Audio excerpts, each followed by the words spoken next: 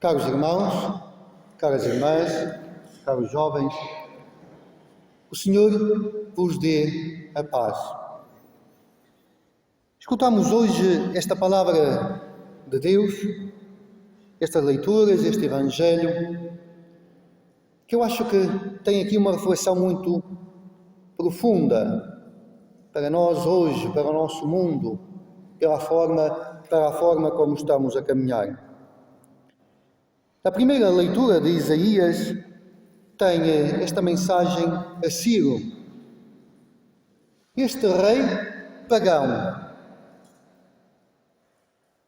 mas que Deus revela-se como o Deus de Ciro, o Deus da história.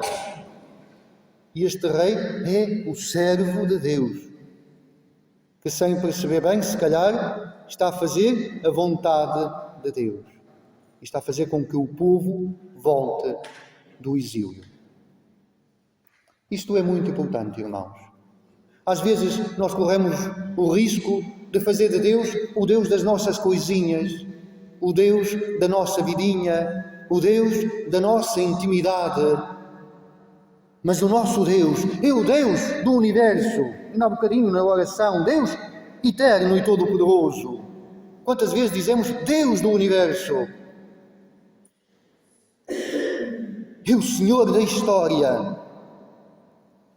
E tantas vezes parece que fazemos o Deus das histórias do passado, o Deus da intimidade, e não o Deus da vida humana, o Deus da história. Não sei se recordam, quando Jesus estava diante de Pilatos, o grande Pilatos, o representante do imperador romano, e quando diz, sabes que eu tenho todo o poder, e o que é que Jesus lhe responde? Nenhum poder tu terias se não te tivesse sido dado do alto. Deus, o Senhor da história. Acho que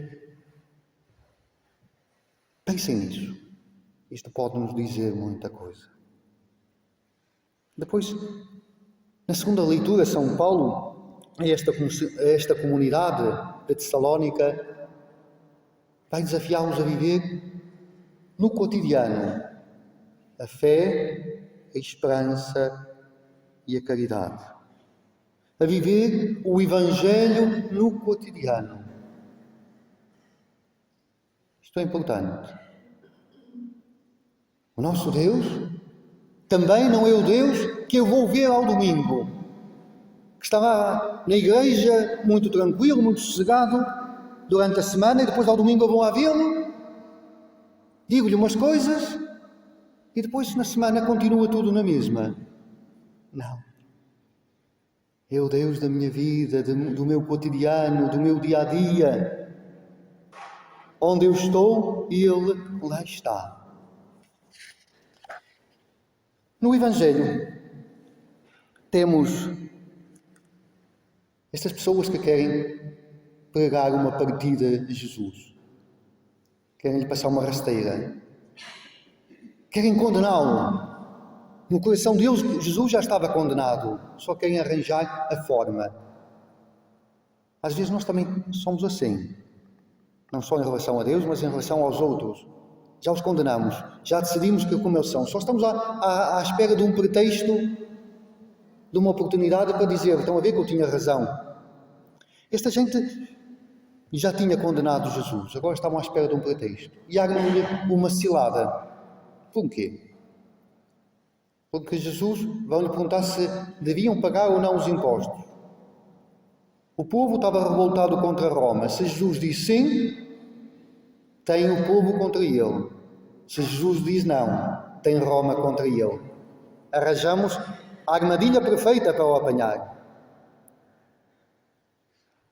Jesus, é verdade aquilo que eles disseram, eles falam em como adoração, primeiro fazem um grande elogio, esta malícia do mundo. Quantas vezes vivemos nesta hipocrisia? Quantas vezes se fazem elogios uns aos outros, na frente e depois atrás? Jesus não olha, é verdade, Jesus não olha. Jesus diz a verdade sempre. Diz de uma forma clara. Porque não desista de ninguém. Ele não diz aquilo para os vencer, mas diz aquilo para os ganhar. Aquilo que Jesus diz não é para vencer, não é para ter razão, mas para ganhar as pessoas.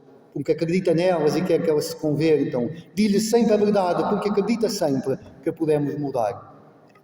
Então, eles fazem esta pergunta, como disse, uma armadilha. Disse: agora conseguimos. E Jesus, o que é que faz?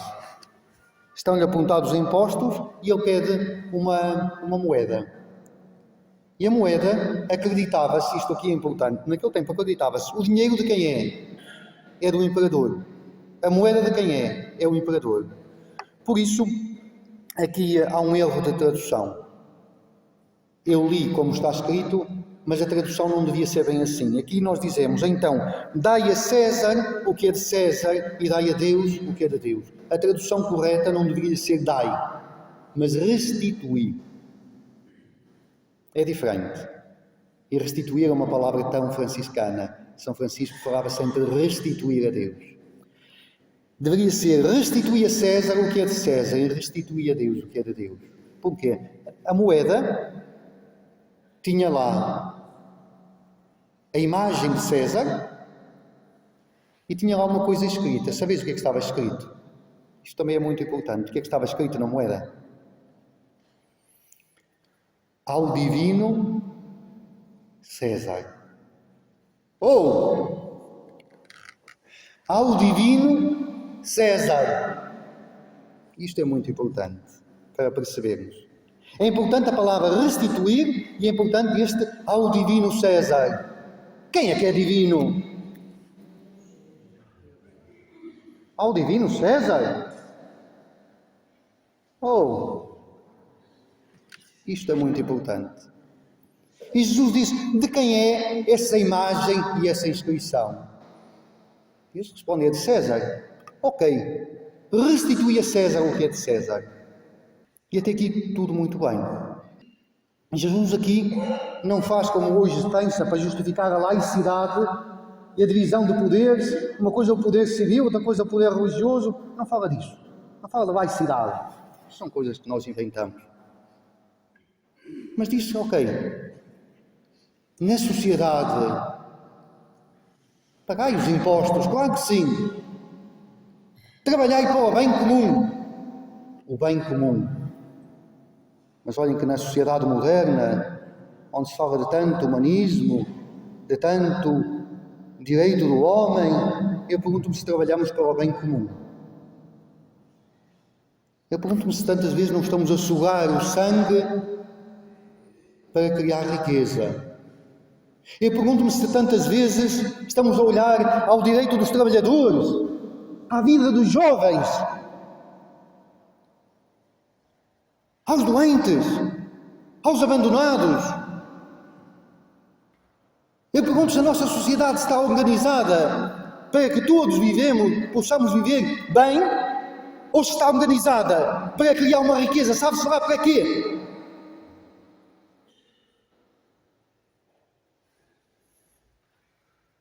Dai a César o que é de César, mas César, cuidado, não és do divino César, mas deves servir as nações.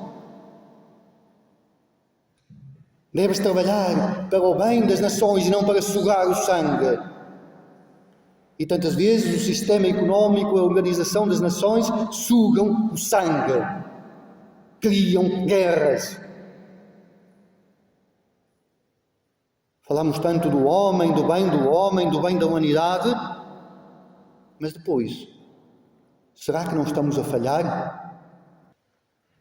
Por isso, dai a César o que é de César. E aqui Jesus já tinha respondido, não precisava dizer mais nada.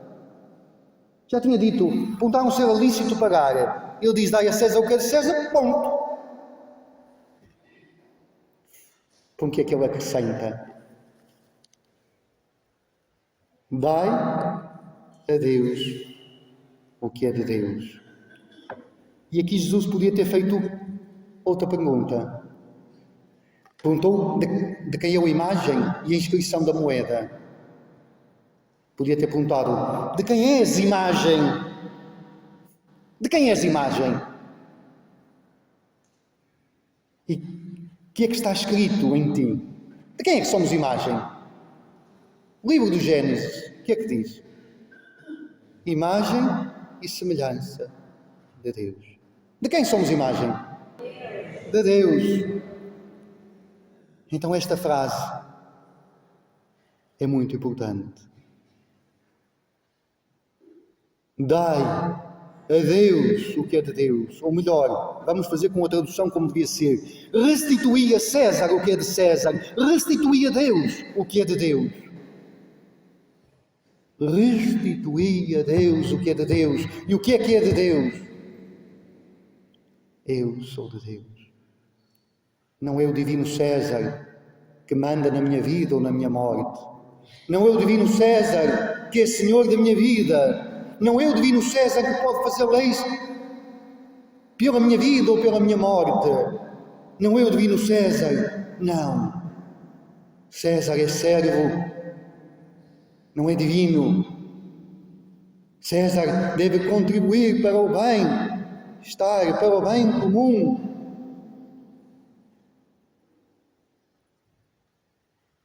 Mas eu sou de Deus e sou muito mais do que aquilo que como, do que aquilo que bebo, do que aquilo que visto, do que aquilo que me querem reduzir hoje. Sou muito mais do que isso. Então que hoje eu possa restituir a Deus o que é de Deus. Pôr César no seu lugar, que é importante. Restituir a César o que é de César, e só o que é de César. O que não é dele, ele que não mete a mão. Restituir a Deus o que é de Deus. O Deus que nos deu tudo. O Deus que nos ama. O Deus que quer a nossa vida e a nossa felicidade. Seja louvado o nosso Senhor Jesus Cristo.